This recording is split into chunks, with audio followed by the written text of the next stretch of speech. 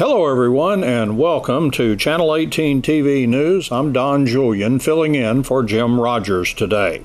We begin with Enola Gay's Thursday morning interview on KSST's Good Morning Show, dealing with the topic of domestic violence.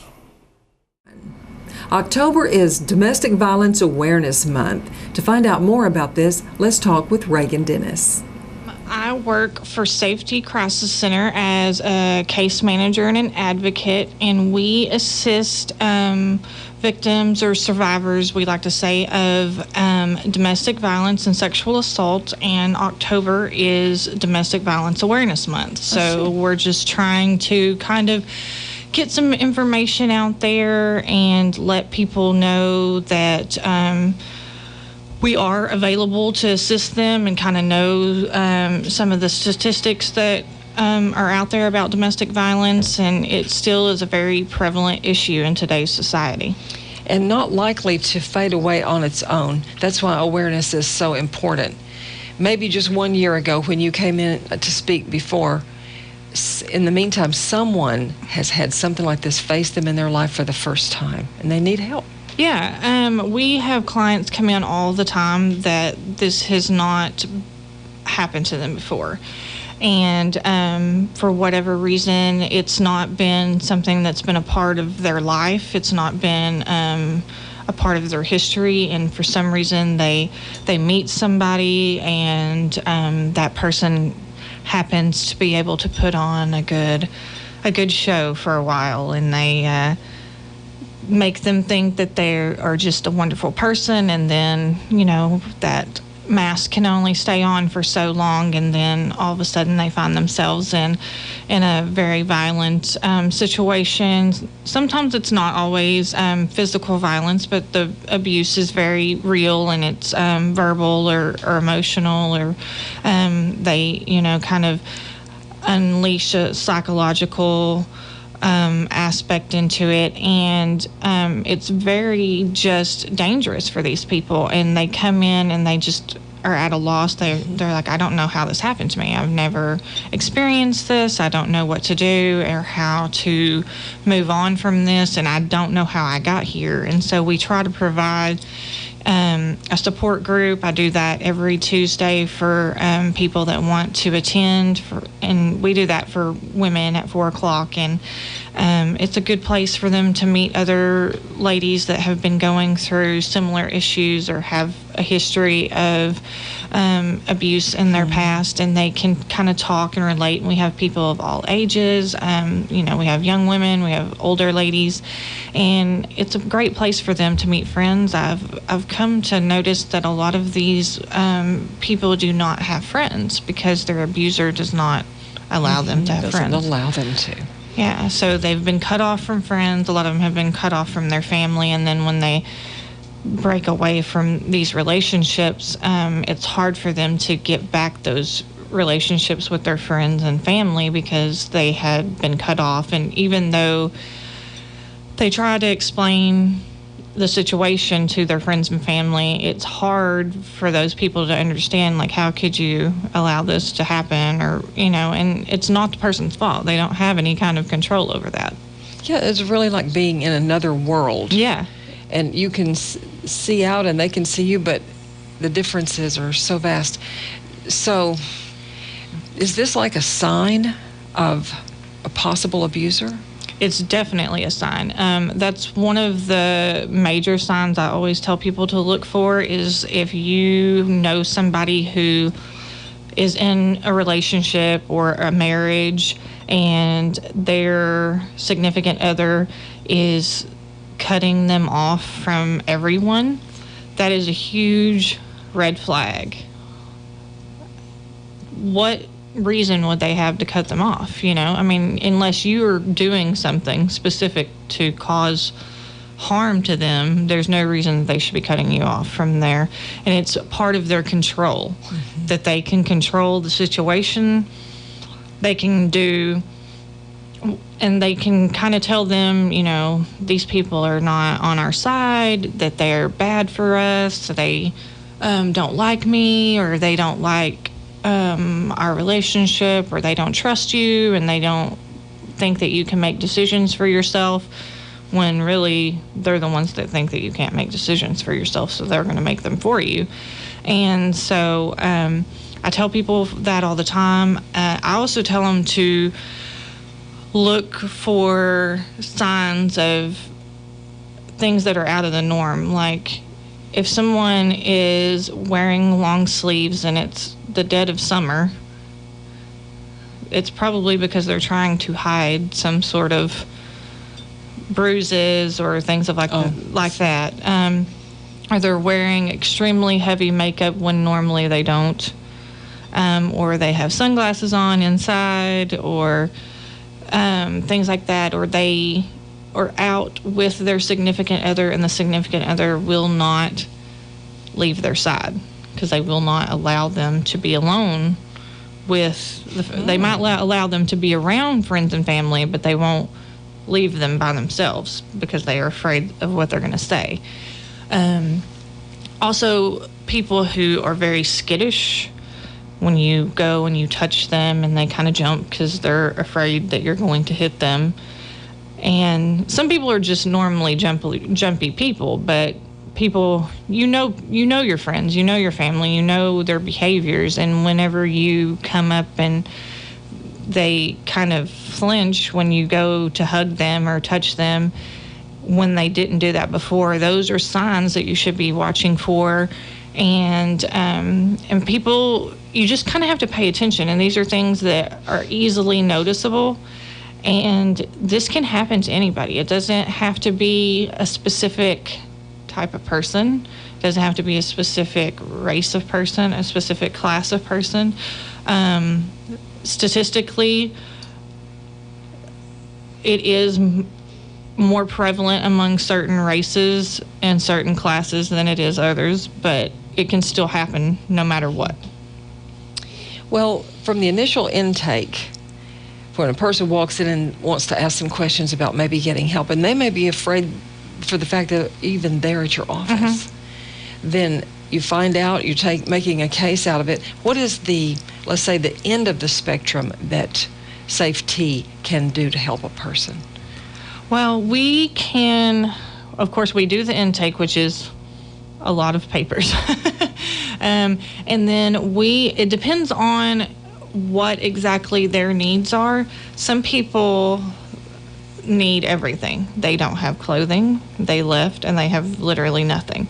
They have the clothes on their back, and they have children, and those children only have the clothes on their back, so they need clothes, they need food, they need a place to stay. So we can send them to our shelter, which is in Mount Pleasant, and some of them have people that they can stay with for a little bit, but they need to get into a place to live.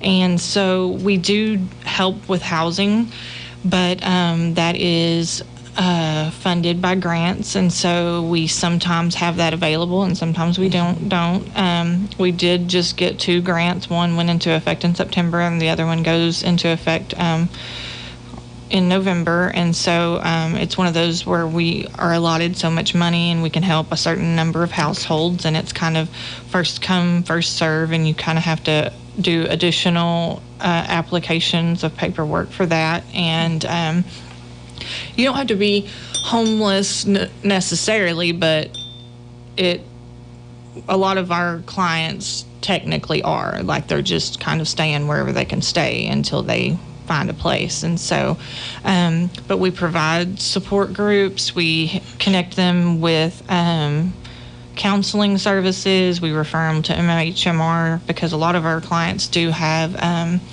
mental health issues.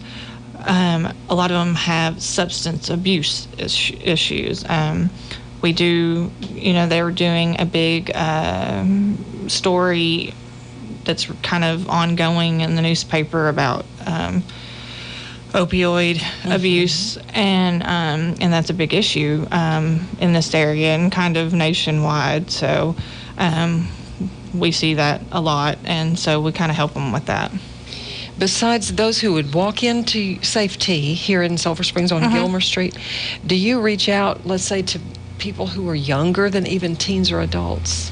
Yeah, we do. I go to a school each week, and I do a class out there, and we kind of try to teach them skills on not bullying and how to own up to their own behaviors and how to kind of teach them how to be, I guess, basically good human beings and have good social relationships with one another and try to prevent these kinds of behaviors from occurring later in life, because their home life might not be exceptional and they might not be learning these skills at home.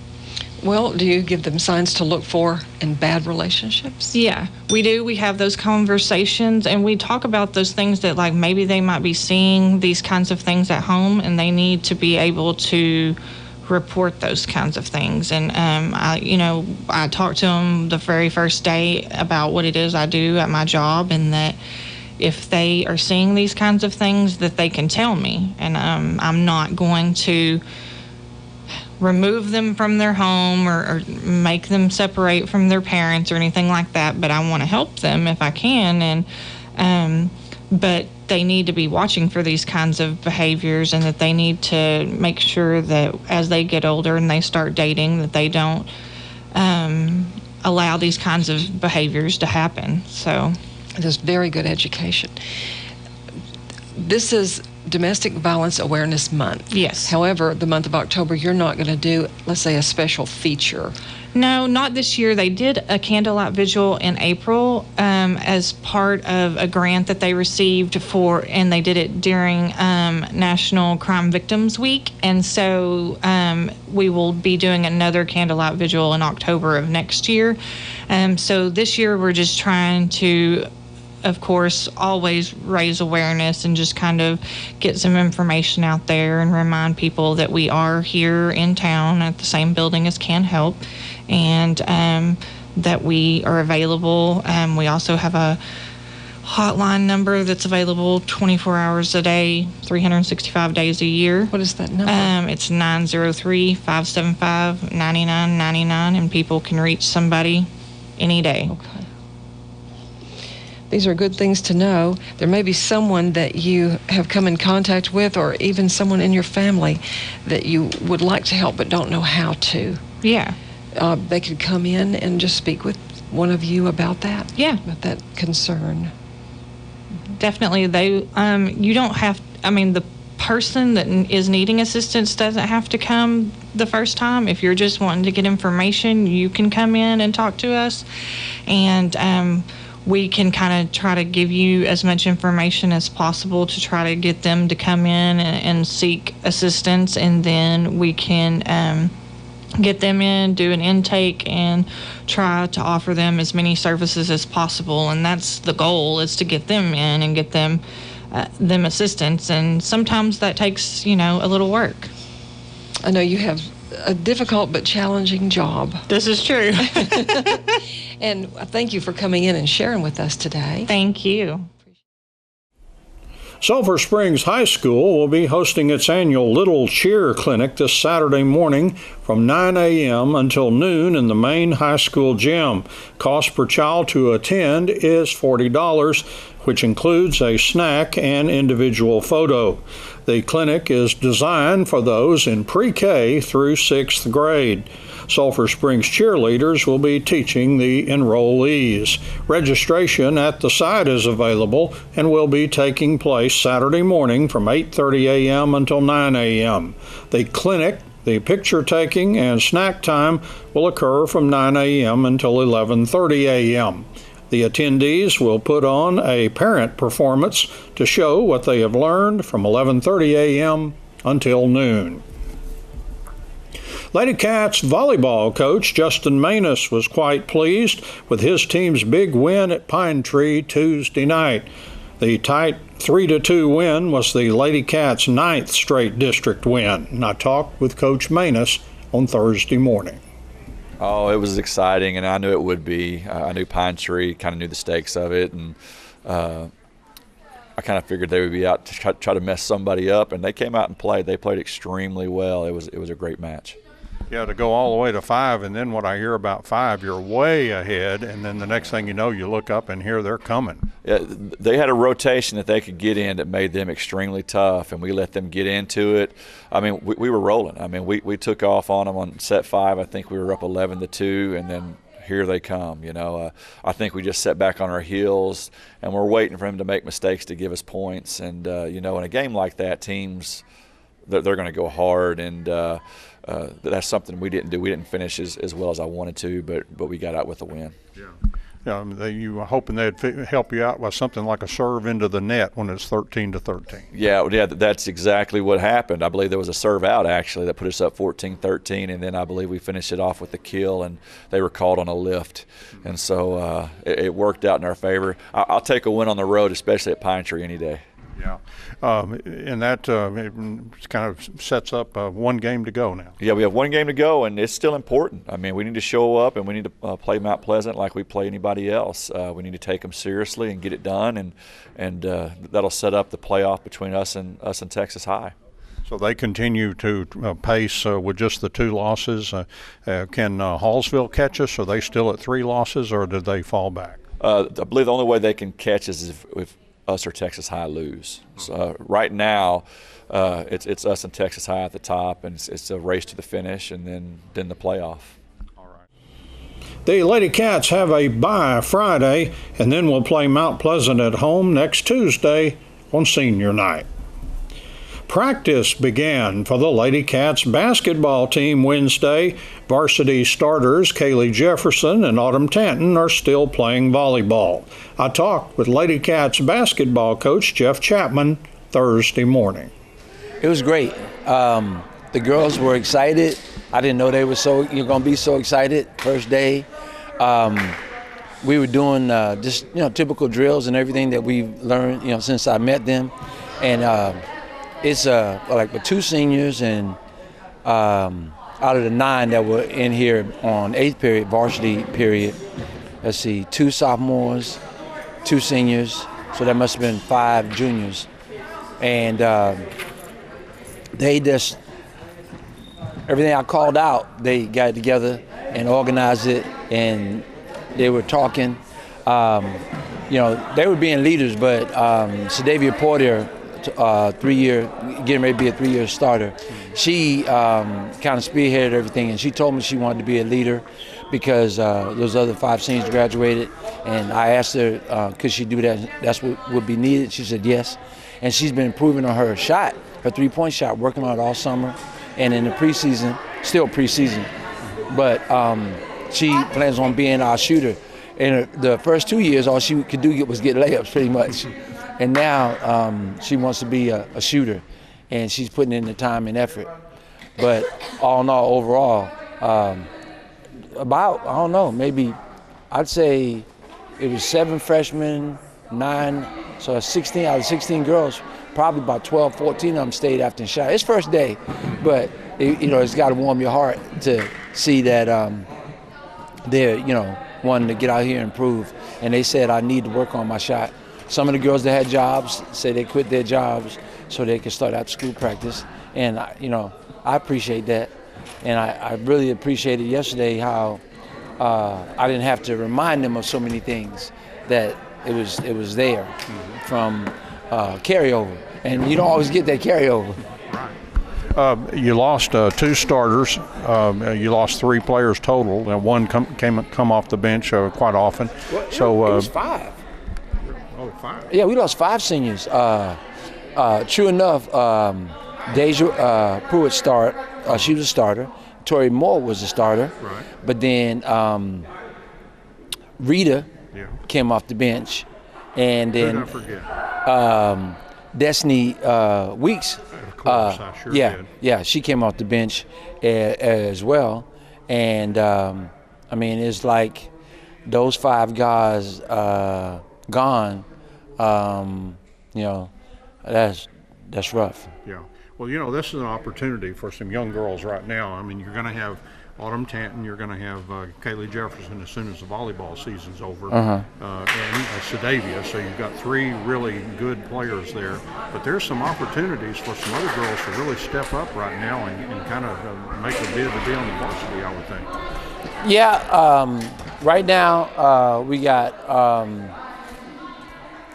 have 2 seniors that were playing the JV last year, and we have. See, and I hate with names because I know I'm gonna forget somebody or omit. Danielle Gabo, she's a potential starter. Terrella is a junior. Terrella, God, I can't even get her last name right now. Kelly, Terrella Kelly. She's looking to try to move up from the JV. We got 2 seniors besides Kaylee, Layla King and Jamia Hall. So those guys, and it's we got a couple sophomores and another junior that's in there with us. But we're looking at maybe potentially 8 players helping us out and becoming a varsity player. Time is limited. I just don't know where they fit in just yet. It's early. But I know that we got another sophomore, Charity. Can't think of Charity's last name at this point. Kate Womack, she's going to be a sophomore. She said she was coming. And then some freshmen. But all in all, it's going to be 20-some of them, 20-some.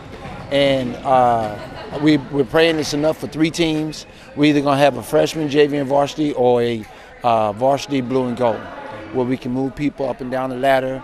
And we're a little short on point guards at this point. We have a freshman point guard in Sadavia, and right now nobody else is geared to be a point guard. We got some other kids playing dual positions, and that's going to help. Our 3 starters back, Autumn, Kaylee, and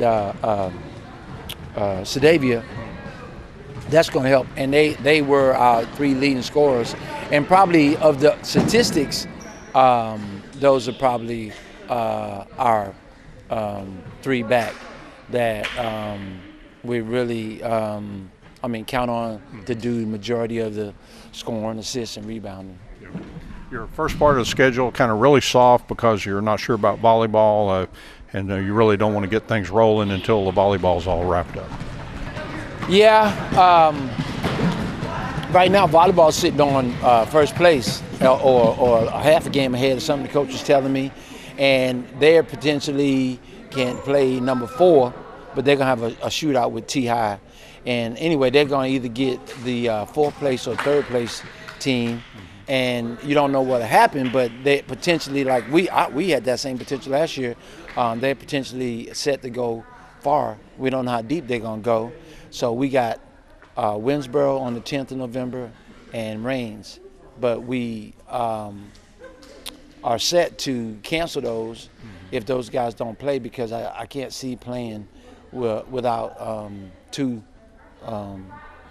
main 4 and 5. Yeah. It's just rough. It puts a lot of pressure on the other kids, and bringing our number 1 and number 2. No, I'm sorry. Our number 2 and 3 have never been a starter, and we have 1, 4, and 5 that have been. So, yeah, right now we got some good teams scheduled, but starting out, I knew that volleyball was going to be pretty good, so it didn't make much sense to. We don't even have any scrimmages just because. For one thing, they're still playing, and we're playing so early. November is early. Winsboro want to play now. They want to beat up on us because they've been practicing, and they already, they don't have volleyball. And then Rains, they want to play, and they're potentially football or volleyball may be in their way too. But we have something set up and have it in place just in case. And last year we went and played Winsboro with 3 practices. Yeah, I remember. And that that really didn't go too well because we lost to them by 2, and it wasn't bad, but it's not a win-win situation there. It's a no-win situation because we're supposed to be the 2A school, but Winsboro is the exception to the rule. Yeah. They can compete with some larger programs, and basketball just seems to be the main thing there, where we share more kids and they don't have to. That's Channel 18 TV News for today. I'm Don Julian, filling in for Jim Rogers. Thank you for joining me, and so long, everybody.